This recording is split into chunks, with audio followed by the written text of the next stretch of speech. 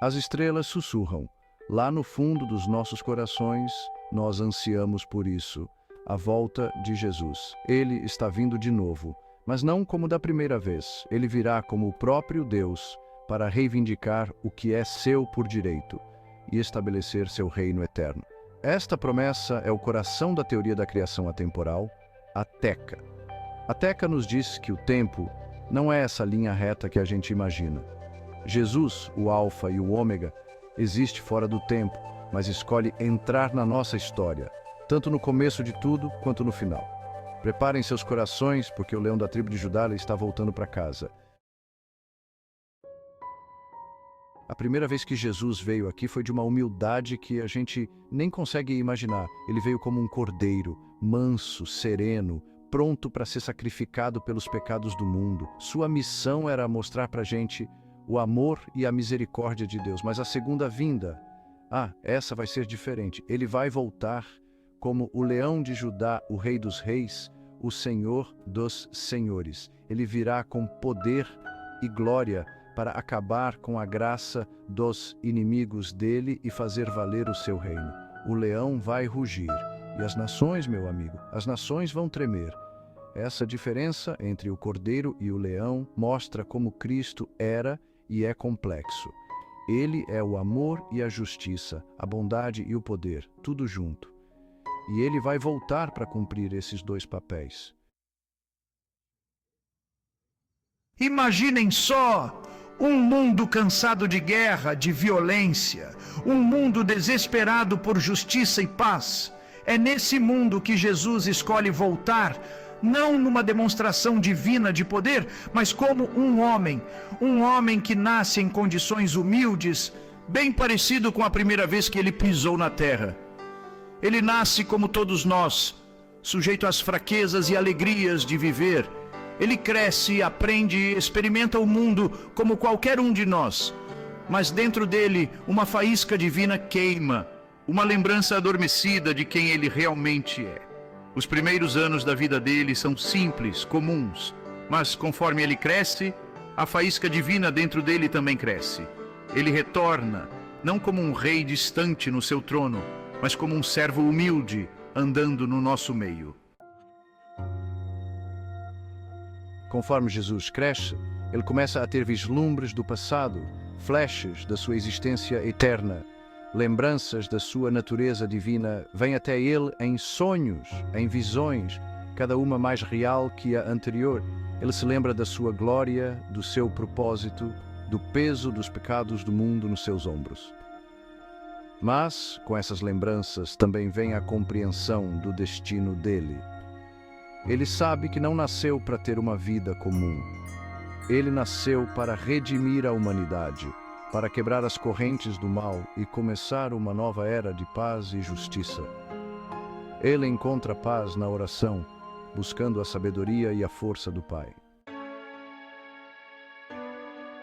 A jornada de volta à sua verdadeira identidade é como uma escada. Começa com um senso de propósito enorme, uma necessidade incontrolável de aliviar o sofrimento que ele vê ao redor. Ele se sente atraído pelos pobres, pelos doentes, pelos oprimidos. A compaixão dele flui como se fosse algo que você pudesse tocar. Os ensinamentos dele, cheios daquela sabedoria e autoridade, tocam a alma das pessoas. Ele fala de amor, de perdão, da necessidade de ter justiça. Ele não aceita a hipocrisia dos líderes religiosos e a opressão dos poderosos. As palavras dele são como um remédio para quem está ferido, uma luz no meio da escuridão. Conforme a missão dele avança, milagres acontecem. A cada ato de amor, a cada palavra de sabedoria, a consciência divina dentro dele fica mais forte. A influência de Jesus, cada vez maior, não passa despercebida.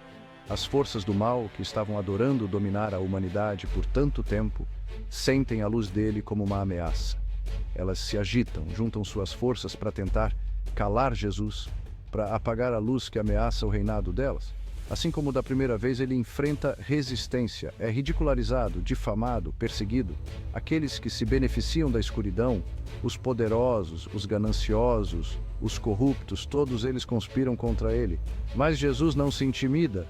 Ele sabe que o inimigo de verdade não são os homens, mas as forças do mal que os controlam. Enquanto a batalha chega no ápice, o universo inteiro para assistir. O destino da humanidade está em jogo. Jesus, com a sua sabedoria e misericórdia divinas, escolhe ativar o que a gente poderia chamar de botão de emergência cósmico. É uma intervenção divina, um momento crucial na história da criação, em que Deus se afirma mais uma vez. Esse botão de emergência não significa derrota, mas mostra o amor infinito de Deus pela sua criação. É a forma de Deus colocar um limite no mal, impedir que ele se espalhe e cause mais sofrimento. Ativar o botão de emergência cósmica é um evento de uma grandeza que a gente mal consegue imaginar. Mas para aqueles que colocaram sua fé em Jesus, é a libertação. Depois da tempestade, uma calmaria toma conta da Terra. O botão de emergência cósmica cumpriu o seu papel. O domínio do mal foi quebrado, as correntes que prendiam a humanidade foram destruídas para sempre. O que resta é um mundo purificado, lavado pelo fogo do julgamento de Deus, pronto para o começo de uma nova era. Este é o reino eterno que Jesus prometeu, um reino de paz, justiça e alegria sem fim.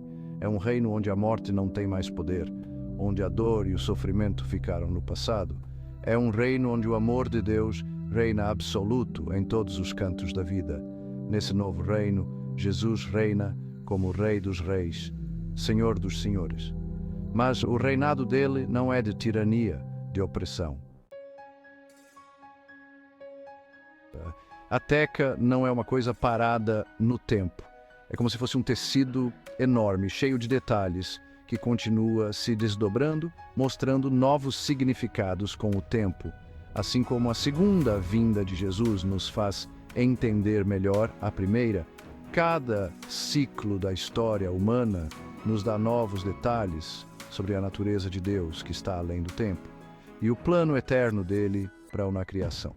A teca é um convite para ir além da nossa visão limitada de tempo e entender que a história se repete. Ela nos lembra que Deus está sempre trabalhando, sempre caminhando em direção ao seu objetivo, a redenção e a restauração de tudo. Cada geração que passa, novas revelações divinas são feitas, aumentando nosso entendimento da teca. A teca não é só uma teoria para estudar, mas um chamado para agir. A segunda vinda de Jesus dentro da teca continua sendo um mistério profundo e inspirador. É a prova da sabedoria e do poder de Deus, da capacidade dele de ir além da nossa compreensão limitada de tempo e criar um plano de redenção que dura eras. A gente nunca vai conseguir entender completamente a teca ou os detalhes da segunda vinda de Jesus. Mas não devemos ter medo de pensar sobre esses mistérios, de buscar um entendimento maior dos caminhos de Deus. Na verdade, é pensando na imensidão desses mistérios que sentimos admiração. Eles nos lembram da grandeza de Deus e de como somos pequenos em comparação. Enquanto esperamos a volta gloriosa de Jesus, vamos nos apegar à promessa da vinda dele.